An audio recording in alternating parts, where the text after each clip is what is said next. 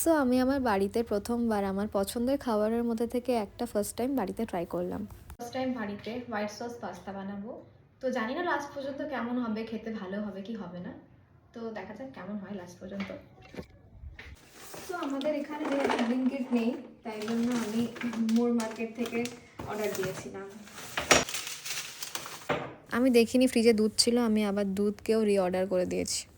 Okay, so let's go. ফার্স্টে আমি পাস্তাগুলো boil করতে দিয়ে দিলাম, আর মাশরুমগুলোকে আমার বোন ধুয়ে দিয়েছিল, তারপর আমি কেটে নিচ্ছিলাম। তারপর আমি প্যানে একটু বাটার দিয়ে দিলাম, তারপর পুরো মাশরুমটাকে ওখানে ভেজে নিয়েছিলাম। তারপরে কনফিউশনে পড়ে গেছিলাম যে আমি র মিল্ক দেবো না ওটাকে ফুটিয়ে নিয়ে তারপরে দেবো। দেন ChatGPT বললো যে হিটেড মিল্ক দিতে হবে, সো আমি তারপরে দুধটা গরম করে নিলাম। দেন আবার দিলাম আমি প্যানে একটু বাটার, তারপর দিলাম ময়দা, দেন দুটোকে ভালো করে মিক্স করে নিলাম। তারপরে ওটাতে দিয়ে দিয়েছিলাম দুধ, তারপরে দিয়েছিলাম অরিগানো, চিলি ফ্লেক্স, দেন একটু টেস্ট ওয়াইজ আমি নুন দিয়ে দিয়েছিলাম। দেন সব কিছু ভালো করে মিক্স করে নিয়েছিলাম। তারপরে আমি পুরো পাস্তাটা এখানে অ্যাড করে দিয়েছিলাম।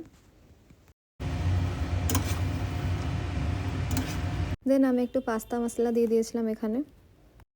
তারপরে দিয়ে দিলাম মাশরুম।